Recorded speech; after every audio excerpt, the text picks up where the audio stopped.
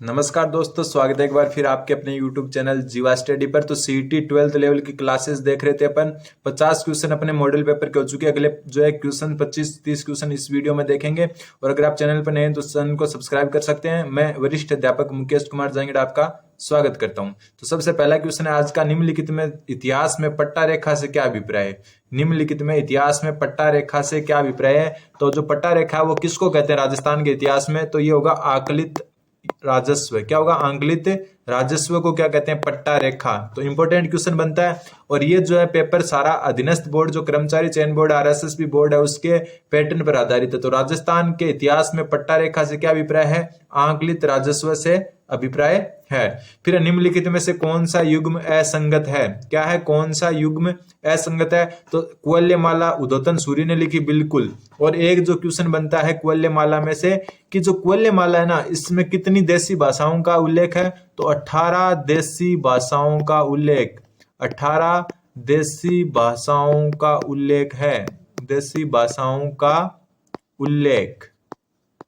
तो ये ध्यान रखना आप, क्या ध्यान रखना है कि कुवल्यमाला किसके द्वारा लिखी गई है, उद्योतन सूरी के द्वारा। एक बात ध्यान रखना, इस मॉडल पेपर में आपने देखा होगा हिंदी भी आई थी, कंप्यूटर भी आया था, इंडिया जीके भी आया था, इंडियन इकोनॉमी भी आई थी। अब हम राजस्थान जीके देख रहे हैं, इसके बाद मैथ भी आएगी, साइंस भी आएगी, सब चीज जो है इस जो है पूरे मॉडल पेपर में आएगी। तो आप चैनल को सब्सक्राइब कर सकते हैं। तो कुवल्यमाला उद्योतन सूरी ने लिखी और कुवल्यमाला में कुल 18 देशी भाषाओं का उल्लेख क्वेश्चन आ सकता है।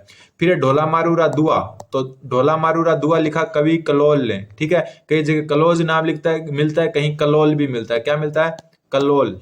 तो कवि कलोल ने लिखी थी क्या, ढोला मारू का दुआ। फिर है पृथ्वीराज विजय, पृथ्वीराज विजय किसने लिखी, जयानक ने। और मैं आपसे कमेंट में एक आशा करता हूं कि पृथ्वीराज विजय तो जो है वो जयानक ने लिखी, लेकिन पृथ्वीराज रासो किसने लिखी वो जरूर कमेंट करें। पृथ्वीराज रासो किसने लिखी वो जरूर कमेंट करें, ठीक है। पृथ्वीराज रासो किसने लिखी, कमेंट करें। पृथ्वीराज विजय लिखी जयानक ने। फिर डूंगर बावनी है ये, ठीक है, डूंगर बावनी। डूंगर बावनी किसने लिखी, भाव भट्ट ने। तो ये गलत है, तो उत्तर क्या हो जाएगा, असंगत बताना था। तो जो डूंगर बावनी है वो किसने लिखी थी, बांकी दास ने। किसने लिखी थी, बांकी दास। तो ये क्या हो गया, गलत हो गया। तो बांकी दास ने लिखी थी डूंगर बावनी। अगला क्वेश्चन,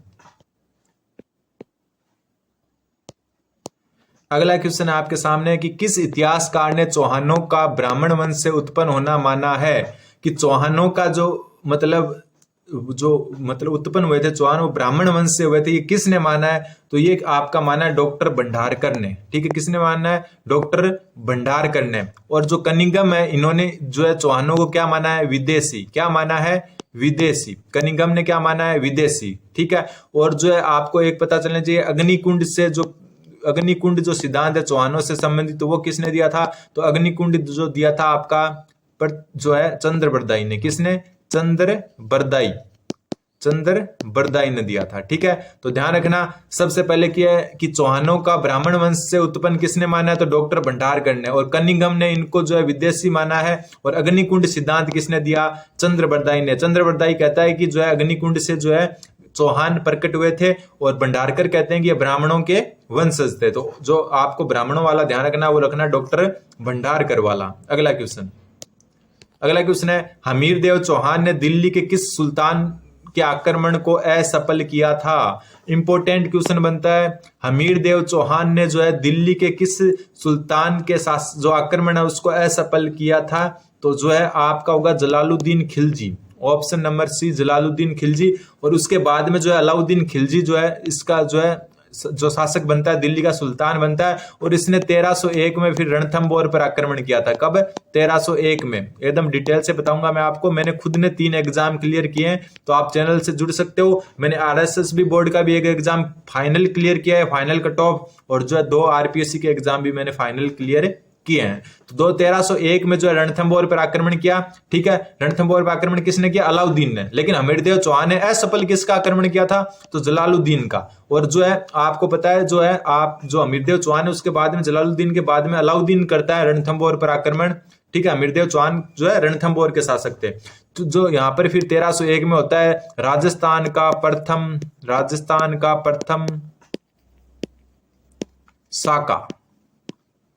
राजस्थान का प्रथम साका होता है कब होता है? 1301 में। कहाँ होता है? रणथंभौर में। और इसमें केसरिया तो अमीरदेव चौहान करता है जो, और जो है यही जो है राजस्थान का प्रथम जल जौहर, प्रथम जल जौहर, राजस्थान का प्रथम जल जौहर, ये भी कहाँ होता है? रणथंभौर में। दोनों चीज ध्यान रखनी है। अमीरदेव चौहान कहाँ के शासक थे? रणथंभौर के। और अमीरदेव चौहान ने सबसे पहले आक्रमण किसका विफल किया? जलालुद्दीन खिलजी का। लेकिन उसके बाद में अलाउद्दीन खिलजी 1301 में आक्रमण करता है और उस समय राजस्थान का प्रथम साका होता है और प्रथम जल जौहर होता है। ठीक है, प्रथम जल जौहर होता है। अगला क्वेश्चन है 1730 में खेजड़ली गांव में अमृता देवी के नेतृत्व में पेड़ों की रक्षा करते हुए 363 लोग मारे गए थे। इस समय जोधपुर का शासक कौन था?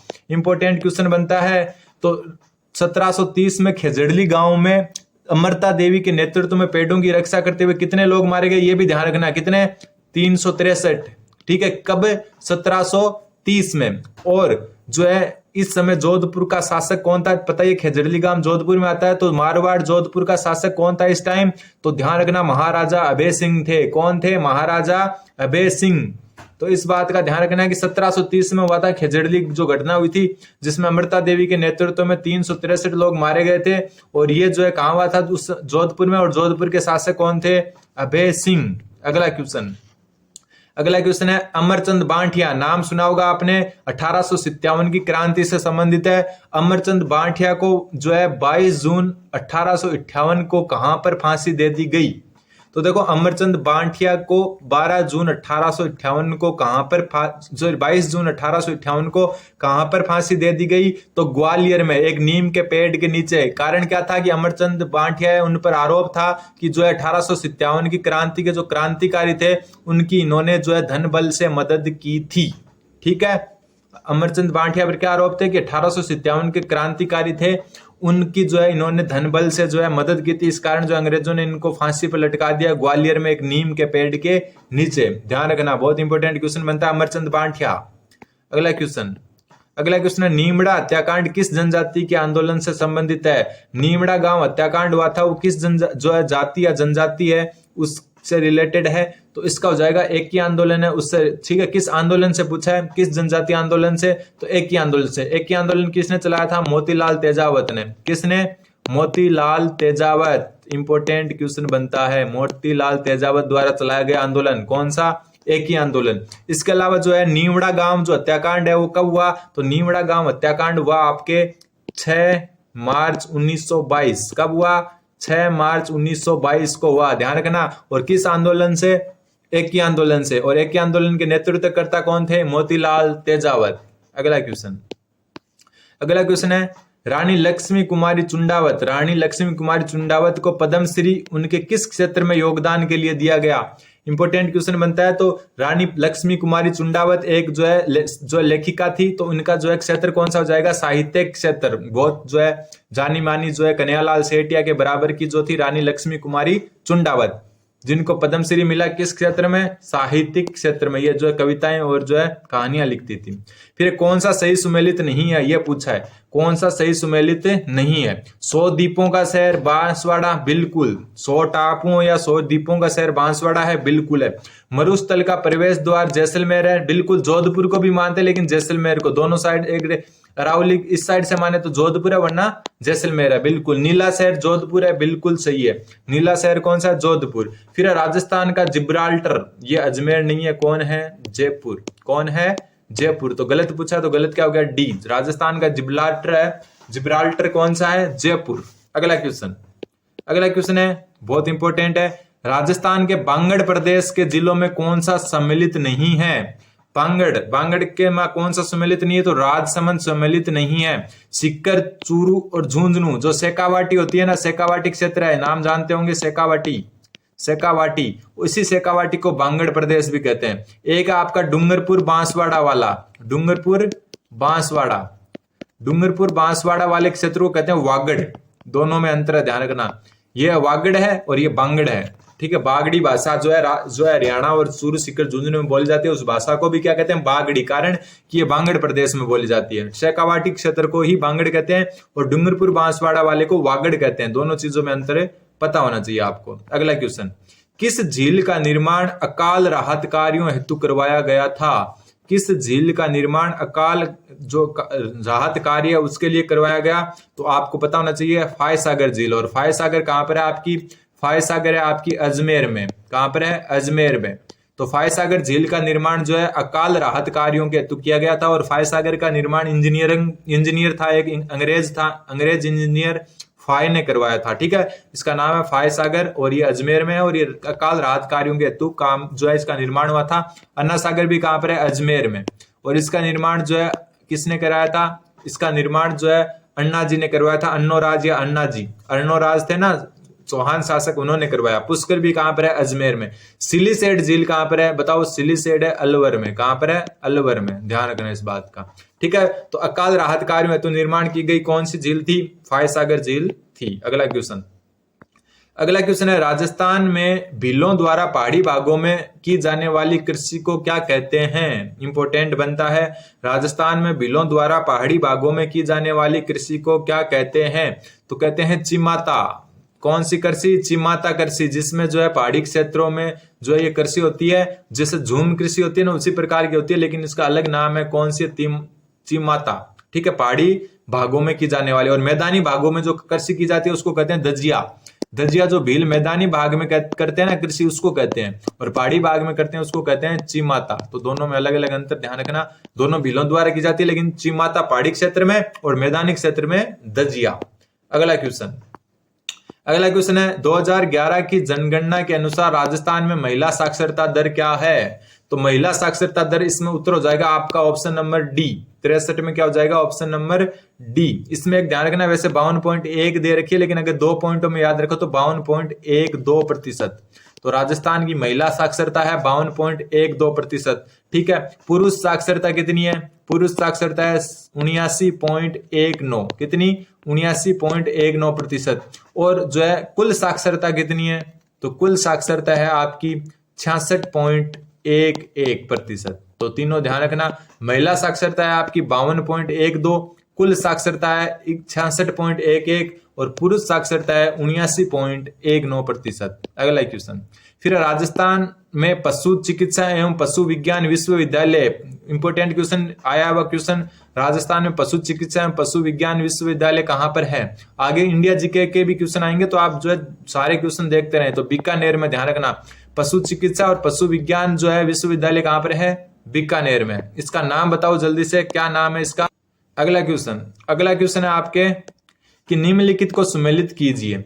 एक तरफ पर्यटन की प्रकृति है, एक तरफ पर्यटन का केंद्र है। ऐतिहासिक पर्यटन कौन सा है आपको बताना है। तो ऐतिहासिक पर्यटन होगा आपका रणथंभौर। ठीक है, रणथंभौर किला है, वहां पर ऐतिहासिक पर्यटन होगा। तो पहले में एक होगा, तो ये वाला ऑप्शन तो पूरा ही कैंसिल हो गया, क्योंकि पहले में एक सिर्फ 3 में है।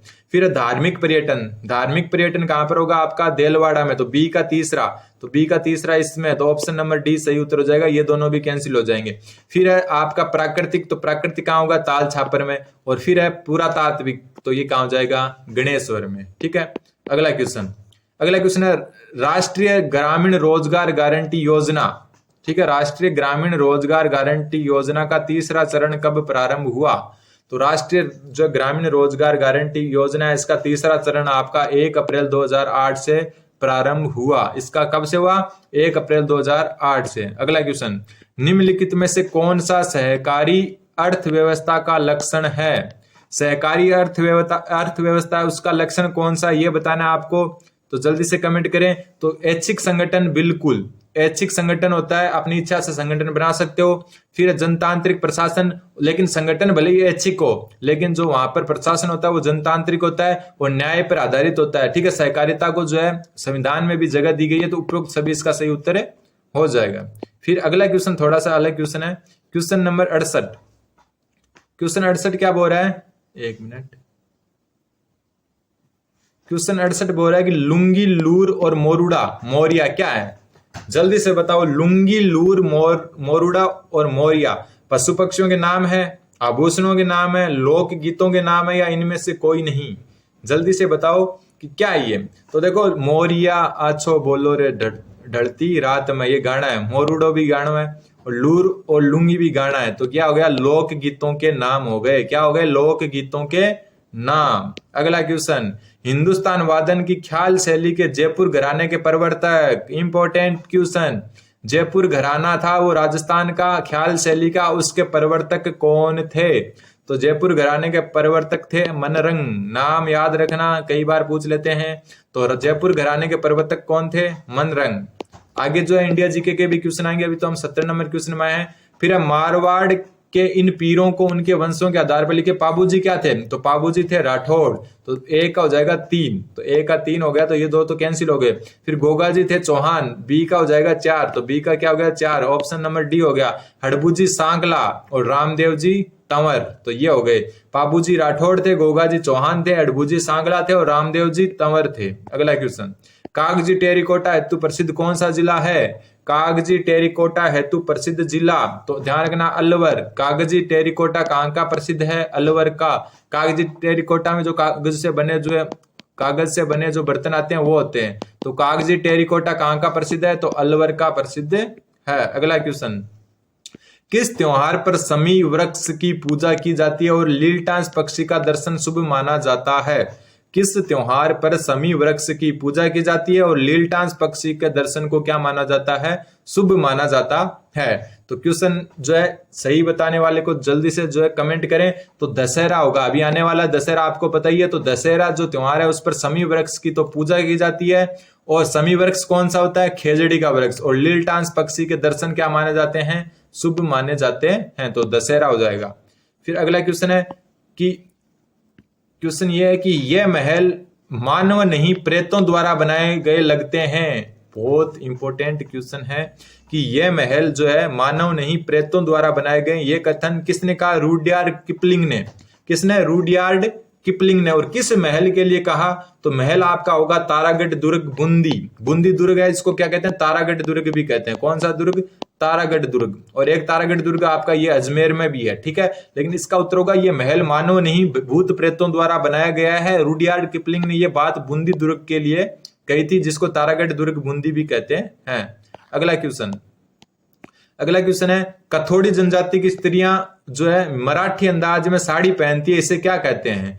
एक तो आपको पता होना चाहिए मराठी अंदाज में साड़ी कौन सी जनजाति की महिलाएं पहनती है? तो कथोड़ी जनजाति की महिलाएं। और इनको क्या कहते हैं? फड़का। इंपॉर्टेंट बनता है। फड़का किसे कहते हैं? जब कथोड़ी जनजाति की स्त्रियां मराठी अंदाज में साड़ी पहनती है उन्हें क्या कहते हैं? फड़का कहते हैं।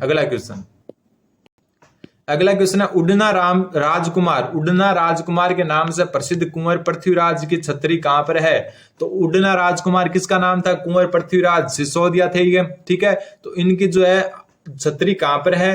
तो इनकी कुंभलगढ़ दुर्ग में है। ध्यान रखना, उडना राजकुमार जो है राणा सांगा के भाई थे। किसके?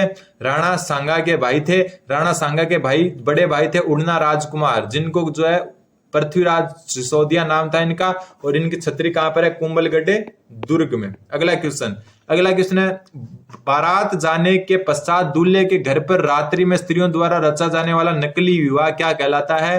तो आपको पता है बारात जाने के बाद में जो नकली विवाह का जो खेल रचा जाता है उसको कहते हैं टूंटियो। क्या कहते हैं? टूंटियो। अगला क्वेश्चन है मालव प्रदेश के राजपूतों में प्रचलित मारवाड़ी और मालवी के सम्मिश्रण से उत्पन्न बोली को क्या कहा जाता है? मारवाड़ी और मालवी का सम्मिश्रण होकर एक बोली आती है, उस बोली को कहा जाता है रांगड़ी। तो ध्यान रखना, रांगड़ी क्या होती है? मारवाड़ी प्लस मालवी, इन दोनों का मिक्सर होता है, वो होता है आपका क्या होता है? रांगड़ी भाषा, ठीक है। अब आगे के क्वेश्चंस हम अगले वीडियो में करेंगे। उम्मीद है कि आपके समझ में आया होगा। आगे के वीडियो के लिए आप चैनल जीवा स्टडी को सब्सक्राइब कर सकते हैं। सीईटी की अच्छी तैयारी के लिए आप चैनल जीवा स्टडी को सब्सक्राइब करें। धन्यवाद।